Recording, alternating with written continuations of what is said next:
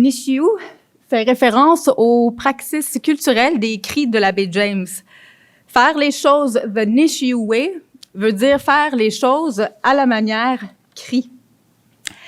Ce projet est encore au stade embryonnaire et à l'instar d'un embryon, les idées changent très rapidement. Donc, soyez indulgents. Mes références à la fin là, sont celles que j'aborde. C'est beaucoup plus une histoire qu'un protocole. En fait, le protocole, c'est probablement l'histoire. La genèse de ce projet part d'un attachement personnel pour les cris, d'un constat désolant et d'un impératif moral en vertu des instances dirigeantes et influentes en matière de santé et de droits des Autochtones. On voulait offrir des soins de fin de vie qui soient justes, équitables et culturellement sécuritaires. Or, les iniquités raciales qui sévissent dans la société actuellement nous empêchent de respecter ces engagements.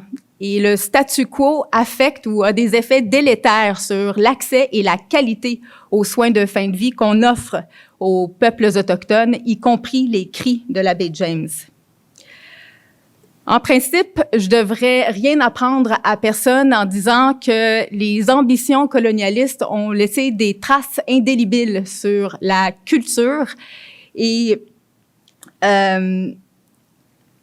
l'identité des Autochtones à travers le monde.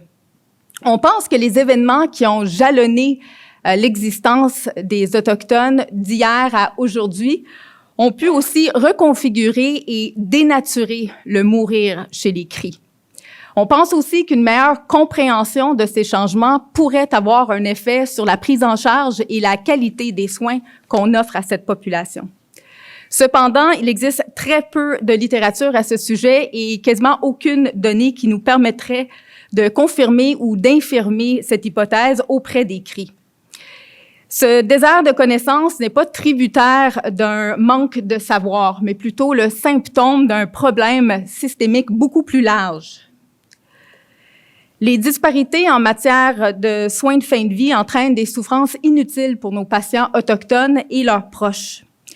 Mais la cause de ces disparités n'est pas essentialiste, c'est-à-dire qu'elles sont... On ne peut pas les justifier par des attributs inhérents ou intrinsèques à l'identité des Autochtones, mais plutôt c'est la conséquence des inégalités sociales que cause l'interaction entre les injustices structurelles et les injustices épistémiques. La vérité, c'est que la discrimination et la marginalisation des peuples autochtones est directement reliée au fait que la société canadienne est structurée de manière à systématiquement privilégier les Blancs. Et c'est à partir de ce malaise-là, en fait, qui est devenu la pierre angulaire de notre projet. Et c'est à partir de là aussi qu'on voulait que ce projet-là soit un effort délibéré et concerté pour reconnaître l'autodétermination et la souveraineté narrative des cris. Concrètement, ce que ça veut dire, c'est qu'on reconnaît leur pouvoir discrétionnaire sur les récits qui décrivent et qui s'articulent autour de leur fin de vie. Et ce, en vertu des principes de propriété, contrôle, accès et possession des données, ou communément appelés les principes PCAP des Premières Nations. Cet engagement constitue la condition sine qua non d'une approche partenariale respectueuse et la prémisse d'une réflexion plus ample sur les rouages du racisme systémique et aussi la qualité des relations qu'on entretient avec les premiers peuples. Et aussi les impacts ou les effets de cette synergie sur la qualité des soins de fin de vie qu'on offre. La décolonisation et l'autochtonisation des démarches empiriques qui servent à façonner la pratique nous apparaît comme un bon point de départ vers un modèle de soins équitable. The Nishiu Way est donc un projet de maîtrise réalisé en partenariat avec le Conseil CRI de la santé et des services sociaux de l'abbé James et la communauté CRI de Chisasibi. Sous les décombres du colonialisme et à travers les récits sur la fin de vie, on espère redécouvrir le mourir, The Nishiu Way.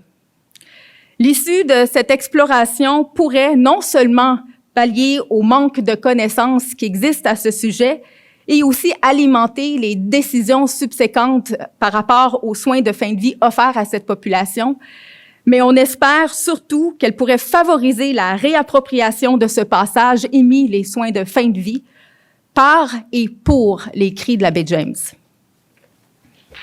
Merci.